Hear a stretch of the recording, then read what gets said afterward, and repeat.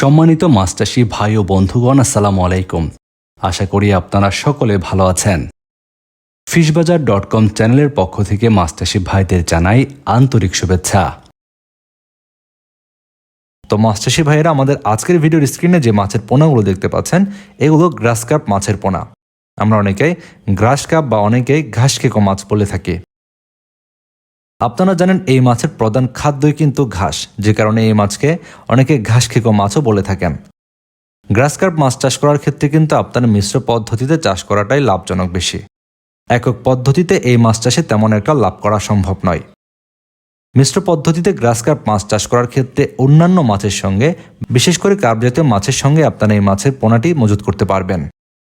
গ্রাস carp মাছ চাষ কেন লাভজনক সেই বিষয়ে যদি বলি, গ্রাস কার্প মাছ এই জন্য বেশি লাভজনক কেননা এই মাছ চাষে তেমন একটা বাড়তি খাবারের প্রয়োজন নেই।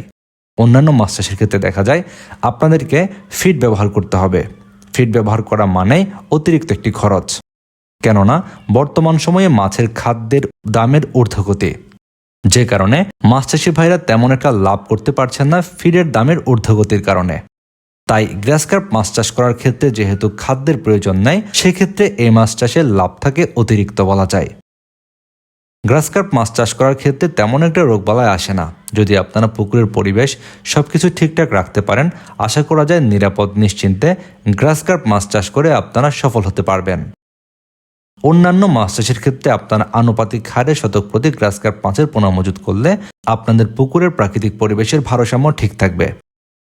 গ্রাস কার্প মাছ চাষের জন্য অনেকে ভাবছেন পোনা কোথায় পাবেন। আমাদের ভিডিওর স্ক্রিনে যে নাম্বারটি দেওয়া রয়েছে সেই নাম্বারে যোগাযোগ করে বাংলাদেশের যে কোনো প্রান্ত থেকে আপনারা পোনা অর্ডার করতে পারবেন। আমাদের নিজস্ব পরিবহনের মাধ্যমে পোনা পৌঁছে যাবে আপনার পুকুর পাড়ে। আপনারা যারা গ্রাস কার্প মাছ চাষ করে লাভবান হতে চাচ্ছেন, এখনই যোগাযোগ করুন ভিডিওর স্ক্রিনে দেওয়া ফোন নাম্বারে। আপনারা যারা আমাদের এই চ্যানেলটিতে নতুন, চ্যানেলটি সাবস্ক্রাইব করে বেল বাটনটি বাজিয়ে রাখবেন।